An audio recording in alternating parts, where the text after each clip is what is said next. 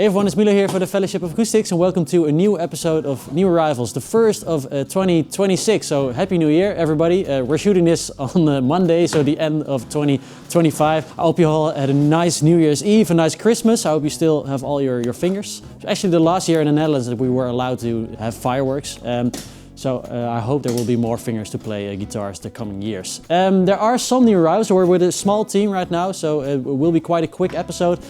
Let's see what came in, and we're going to pick our 4 favorite, and it's up to you to pick your favorite of the week. Leave a comment down below or vote in the poll in the community side of our YouTube page. At the moment of shooting this video, there's a tie in last week's poll. It is a tie between the D45V and the Collings OM1 Sunburst. They both have 33%. Some things can change this week, so let's see. Maybe if I do the edit, then there will be a winner, but as of now, it is a tie.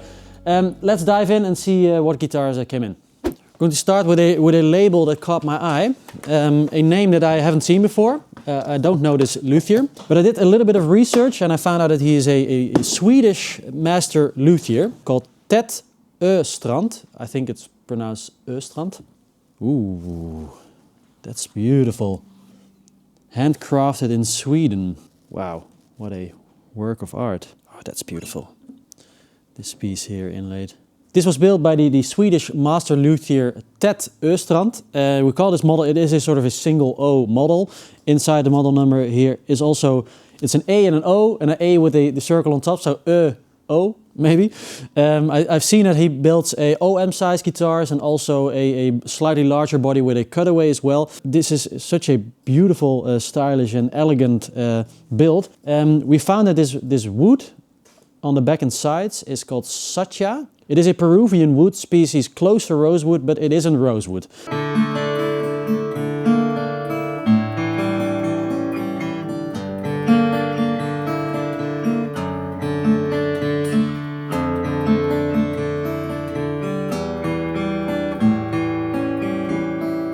A very wide and balanced sound for such a small body. I think if you mic this up, you won't even tell that it is a small guitar. It sounds wonderful. Really tempted to go with this one as our first choice, but let's have a little look around. This is another Collings. So last week we had a really large batch of Collings guitars and we also chose a OM1 Sunburst, or actually Colin chose it. This is another OM1. This is a second-hand one from 2018.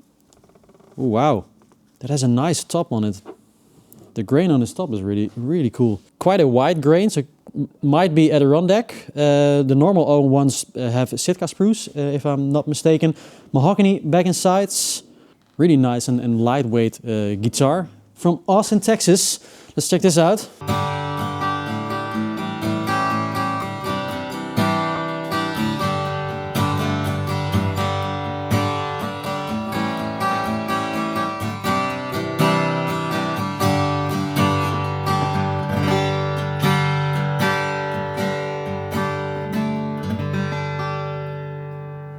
Beautiful sounding OM1. And when I compare it to the Collings that we had last week, you really feel that this one has been played in a little. So it's really open sounding.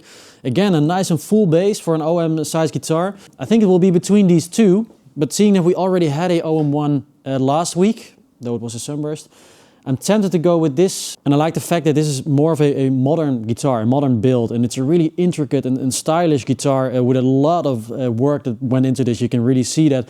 Of course, there's also a lot of work that goes into the Collings build, but it's a more traditional model, of course, a traditional OM model. I'm going with this one, the Åstrand. I didn't mention it is a second-hand one, but it's really clean. I'm going with this Åstrand O-sized acoustic guitar. It's done with.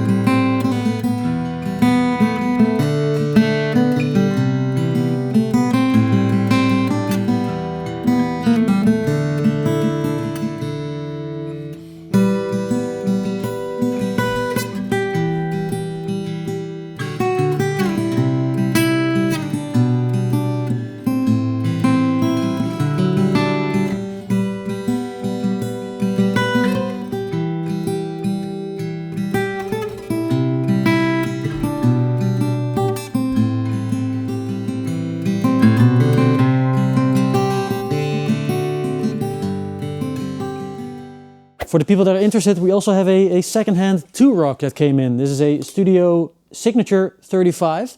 The beautiful blonde Tolex finish. Looks really cool. Of course, two-rock really the pinnacle of boutique amp building. We're not a two-rock dealer, so it's really nice to see a second-hand one come in once in a while. Last week we also briefly talked about the J200 Parlor. I think Laura was a big fan of that model, right? Yeah. This is another guitar in the Super Jumbo family, and also a model that you don't see too often. This is a SJ100 Extra, they call it. Weird to see a jumbo like this with dots on the fingerboard, at least to my eyes. This is a second-hand one from 2001. We call this the J100 Extra. The J100, I think it was released exactly at the same time as the J200, and it was a slightly more affordable cousin of the J200.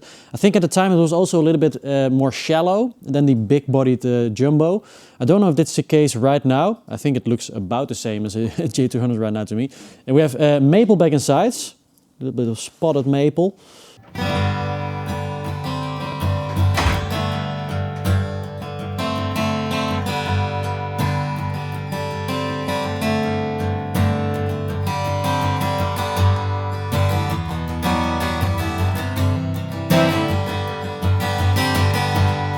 I think this is a great strummer. It has the compression of the Super Jumbo family. It's not my favorite sounding guitar of the day. I think it's a nice addition to the Jumbo family, seeing that we also had the J200 Parlor last week. Really nice and blue case. It's another big body guitar. Oh, this is an Alvarez case, but there's not an Alvarez inside. There's a Martin guitar inside. This is a 12 string from 1971. This is a D1235. Wow, it's really lightweight. A D1235, so a D35 style guitar, the three-piece back. After they changed to Indian Rosewood instead of the Brazilian, because that change was in '69, so slightly after that. We have seen a lot of vintage Martin 12 strings the last couple of months, a lot of D12 28s as well. So it's nice to see a 35 style, so also with the binding along the fingerboard here, and a nice slotted headstock as always. Let's tune it up and check it out.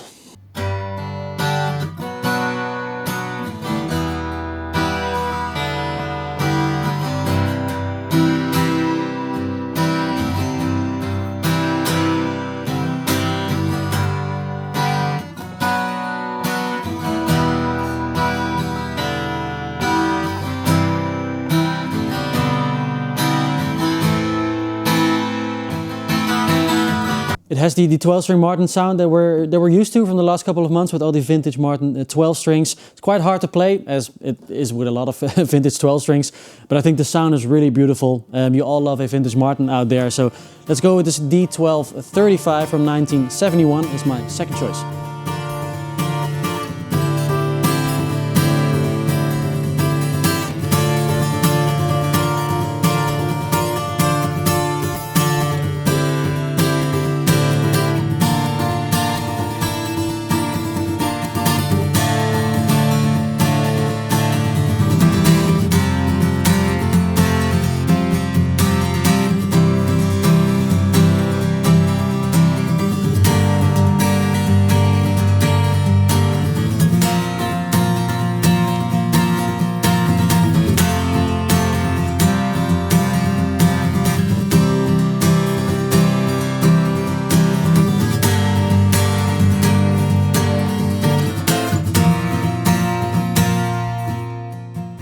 I wanted to grab this really red case. Looks like a carton case. Might be just as sturdy. It says Marchione. Another luthier that I have never heard of before. Whoa!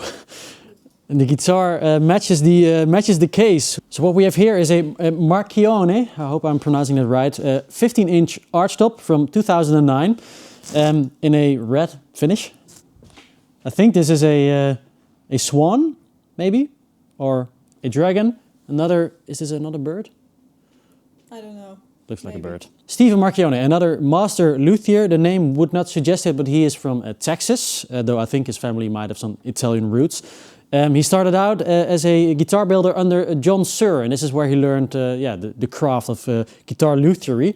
And now he builds really high-end custom guitars. He makes acoustics, also archtops, also full solid body electrics.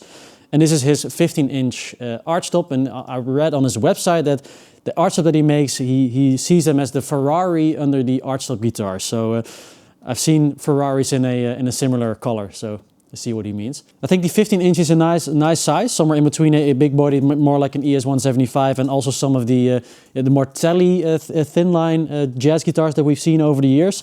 We have a maple, flame maple back and sides with a spruce top. You can definitely feel that this is a really high-end guitar. I think Steven makes everything in-house. He also has his own pickups on here, and it looks really high-end and sleek. So if you're looking for the Ferrari of archtop guitars, just know that we have it in stock right now. Let's do some more electrics for this third round. All right, let's have a look at this. Ooh, a beautiful Cabronita telly in a butterscotch blonde. Something from Maiko maybe. This is a second-hand one from 2020, limited edition. The Cabronita design started out with a luthier at Fender called Mike Eldred, and he made a design in 2007, I believe, and in 2009 they sold the first Cabronitas, and then it was more like a custom shop, really expensive custom shop guitar. His idea was to sort of merge some of the Gretsch influences into Fender's designs. Of course, Gretsch is a part of Fender now, and you see it in the Filtertron TV Jones pickups in the Cabronitas. This is one of the more modern Cabronitas that I've seen. This one also has a belly cut. This is second hand, but it's really clean. And the butterscotch blonde might be a nice segue to another blonde guitar. This is another Collings. This should have been one of the batches that we showed last week, but it came in a little bit later. This is a really beautiful, I think, I35LC vintage. And it is beautiful, of course, because we're used to the Collings quality. Just check this out. The I35, the 335 designed by Collings, a little bit smaller than the 335. LC is the limited construction, so a little bit more vintage correct, like Gibson does it and used to do it. Then you have the I35LC standard and also the I35LC vintage, and this one is one of the vintage. You get the throwback humbuckers in the vintage version. These are the ESG 102B humbuckers. In general, the vintage version was designed to have a more looser sort of vintage feel and also sound compared to the standard I35LC. And then you also get some of the Collings relicking on it. I really love that it's really subtle. Only some crackling in the finish. Of all the electrics that I've opened in this round, I think this is by far my favorite. So another Collings. It's an I35LC vintage blonde with the throwback humbuckers, and this is my third choice for this new rifles.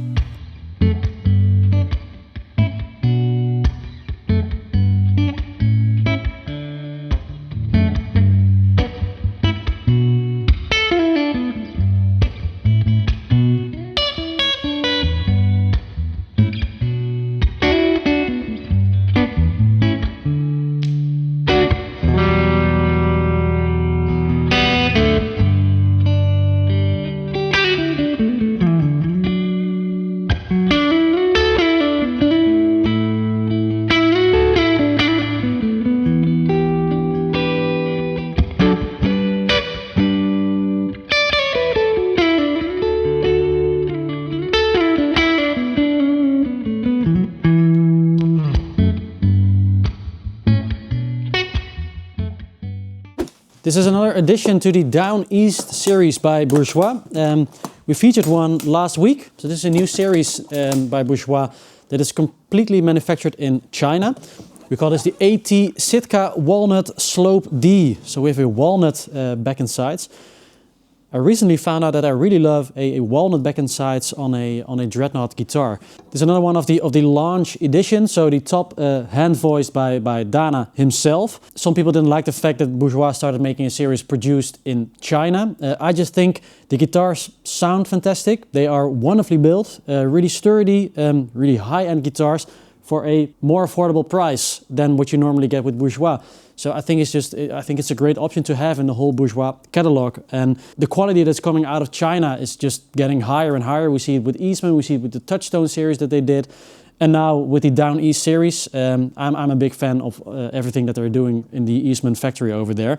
This is another guitar that I really wanted to feature. So from the Down East series by Bourgeois, which is sort of a mass-produced guitar in China, really high-end though, We're going to a guitar that's built by one man, and this one man is George Lowden.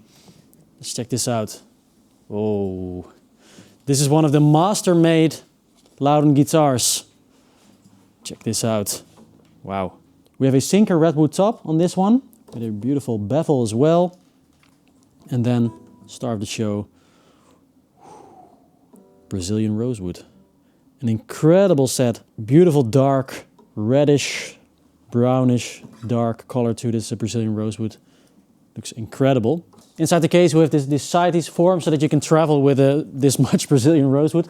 And then there's a provenance, so let's go through some of the specs on this one because I think it deserves the extra time. Let's start with the neck. We have a Brazilian Rosewood fingerboard on this one as well. Also Tasmanian Blackwood and then abalone dots on it. Figured mahogany neck with a beautiful figured koa binding all along the guitar here on the back and on the top as well. The bevel is also figured koa and it also comes through here on the rosette. We have abalone figured koa and also a flamed maple in the rosette as well. A Brazilian Rosewood bridge. And then we also have a abalone purfling and there's also some ebony here in the binding as well, an ebony strip. But then it also has to sound good, so let's check it out.